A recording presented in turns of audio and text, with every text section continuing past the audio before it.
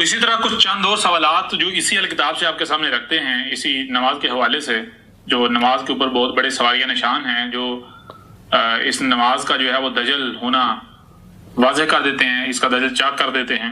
مثلا اگر نماز ہی الصلاۃ ہے تو پھر سوال یہ پیدا ہوتا ہے کہ محمد رسول اللہ کی موجودگی میں لاکھوں مربع کلومیٹر رقبہ فتح ہو گیا، جس میں یثرب و مکہ سے سینکڑوں کلومیٹر دور نجد بھی واقع ہے۔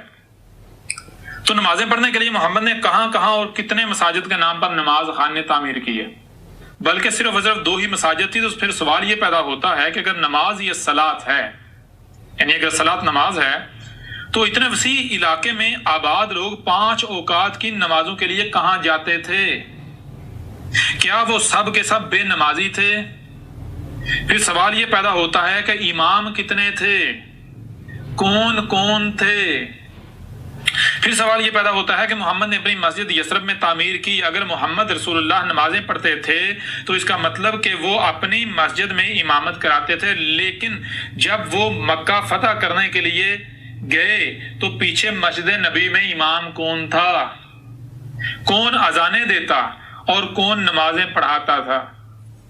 پھر مکہ فتح کرنے کے بعد جب واپس یثرب آ گئے تو پھر سوال یہ پیدا ہوتا ہے کہ مسجد الحرام میں امام کون تھا؟ مسجد الحرام میں اذانیں کون دیتا تھا اور امامت کون کراتا تھا؟ یہ چند ایک سوالات ہیں جن کے جوابات دنیا کی کوئی طاقت نہیں دے سکتی۔ ایسے ہی بہت سے سوالات ہیں لیکن انہیں یہاں سامنے لانے کی کوئی ضرورت نہیں رہتی۔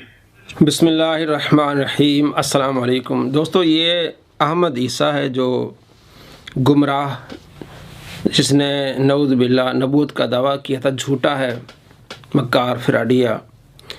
یہ جو سوال کر رہا ہے، یہ اگر آپ نے تھوڑا سا بھی کسی عالم کے پاس آپ بیٹھے ہوں گے اور جمعہ پڑھا ہوگا تو آپ کو معلوم ہوگا کہ یہ کتنا بڑا جھوٹ بول رہا ہے اور کتنا بڑا جھوٹا ہے۔ یہ ان کے یہ جو وار ہیں یا دھوکے ہیں، یہ ان لوگوں پر کارگر ہو جاتے ہیں جو لوگ علماء کے قریب نہیں ہوتے، صرف سوشل میڈیا پہ رہتے ہیں، علماء کو نہیں سنتے، وہ فوراً ان کی طرف آ جاتے ہیں۔ اب یہ جتنے سوال اس نے اٹھائے ہیں سارے فضول، کہ آپ صلی اللہ تعالیٰ علیہ وآلہ وسلم کے زمانے میں کتنی مسجدیں تھیں، اور آپ علیہ السلام اگر مسجدیں نہیں تھیں تو وہ لوگ کہاں نماز پڑھتے تھے؟ آپ علیہ السلام کے زمانے میں مسجدیں تھیں، مسجد قباء تھی جس کا انکار بھی کیا۔ آپ علیہ السلام کے پاس صحابہ آتے تھے، آپ علیہ السلام نے نماز کا طریقہ سکھاتے تھے اور فرماتے تھے کہ تم میں سے کوئی ایک امام بنے۔ وہ اپنے اپنے علاقوں میں جا کے وہ مسجدیں بناتے تھے اور وہاں نماز پڑھتے تھے۔ اور آپ صلی اللہ تعالیٰ علیہ وآلہ وسلم نے روئے زمین کو ایک سجدہ گاہ بنا دیا کہ دنیا میں جہاں بھی آپ نے نماز پڑھنی آپ پڑھ سکتے ہیں، آپ کے لیے خاص ایک کسی جگہ آنا لازمی نہیں ہے، کسی مسجد میں آنا لازمی نہیں ہے۔ اگر 4 مسلمان جمع ہیں تو کہیں بھی جماعت کرا سکتے ہیں، اس کے لیے مسجد کا ہونا کوئی ضروری نہیں ہے۔ اس کے علاوہ مسلمان جا کے اپنے اپنے علاقوں میں مسجدیں بناتے تھے، آباد کرتے تھے۔ اس میں کثیر تعداد میں آپ کو احادیث ملیں گی، بخاری مسلم میں آپ دیکھیں گے 904 نمبر مسلم شریف میں حدیث ہے، ابو موسیٰ اشعری رضی اللہ تعالیٰ جب اپنے علاقے میں جاتے ہیں، لوگوں کو جمع کرتے ہیں، پھر وہاں نماز پڑھاتے ہیں، نماز کا طریقہ سکھاتے ہیں۔ یہ آپ کو اگر آپ نے حدیث پڑھی ہوگی تو آپ کو معلوم ہو جائے گا کہ یہ کتنا عوام کو دھوکہ دے رہا ہے۔ اور آپ صلی اللہ تعالیٰ علیہ وآلہ وسلم جب بھی کہیں سفر پہ جاتے تھے، جنگ میں جاتے تھے، واضح طور پر حدیث میں موجود ہے کہ آپ ایک پیچھے خلیفہ مقرر کر کے جاتے تھے، وہ نماز پڑھاتا تھا۔ جیسے عبداللہ بن ام مکتوم، مشہور صحابی، یہ آپ صلی اللہ تعالیٰ علیہ وآلہ وسلم کے پیچھے کئی مرتبہ جو ہے وہ نماز پڑھاتے رہے ہیں۔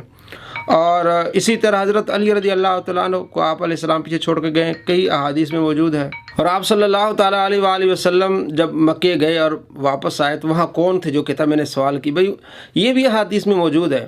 ابو محذورہ صحابی کا واقعہ موجود ہے کہ ان کو آپ صلی اللہ تعالیٰ علیہ وآلہ وسلم مکے کا مؤذن مقرر کیا تھا، اور اسی طرح جو امامت کرتا تھا، جو مؤذن ہوتا تھا، وہ تمام ہسٹری میں موجود ہے۔ آپ حدیث کی کتابوں میں موجود ہے تمام کے نام، سیرت کی کتابوں میں موجود ہے تمام کے نام۔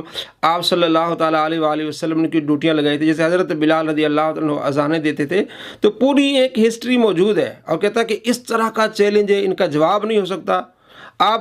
میں نے آپ کو چند یہ جواب دے دی ہے۔ अब कहाँ गई इसकी धज्जियाँ उड़ा दी, हमने नमाज ये पूजा पाठ बनाई है। ये जाहिल लोग हैं, गुमराह करते अवाम को, जिनको नहीं पता होता। जो उलमा के करीब नहीं आते तो वो फ़ौरन इनके पीछे, इनके हाथे चढ़ जाते हैं। तो उलमा के करीब होना, उलमा से मोहब्बत करना बहुत अहम है। प्यारे आका सल्लल्लाहु ताला अलैहि वसल्लम का फरमान है मजमू ज़वाइद में, हज़रत अबू बकरा से आपने फरमाया कि 4 चीज़ें होना, 5वीं ना होना, हलाक हो जाओगे। आलिम बनना, आलिम नहीं तो मुतालिम तालिब इल्म रहना, तालिब इल्म नहीं तो उलमा से सीखना, अगर ये भी नहीं तो उलमा से मोहब्बत करना।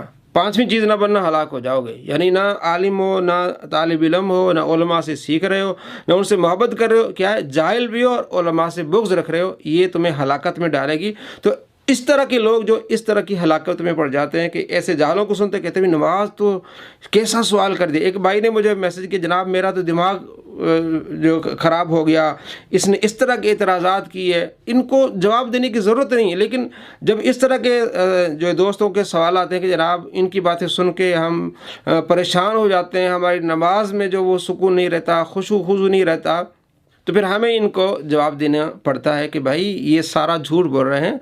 पूरी हिस्ट्री मौजूद है। आप अलैहिस्सलाम जहाँ भी जाते थे, पीछे आप खलीफा मुकर्रर करके जाते थे, सहाबी नमाज़ पढ़ते थे। आप अलैहिस्सलाम किसी सुलह के लिए जाते, बुखारी में हदीस है, पीछे हज़रत अबू बकर सिद्दीक़ रज़ी अल्लाह तआला नमाज़ पढ़ाते थे। आप अलैहिस्सलाम बीमार हुए, हज़रत अबू बकर सिद्दीक़ रज़ी अल्लाह तआला नमाज़ पढ़ते थे। इसी तरह आप सल्लल्लाहु ताला अलैहि वसल्लम जब सफ़र में होते थे, आप मौजूद न होते थे, पीछे सहाबा नमाज़ पढ़ते थे। मुस्लिम शरीफ में हदीस है, आप अलैहिस्सलाम लेट हुए, सहाबी ने नमाज़ करा दी।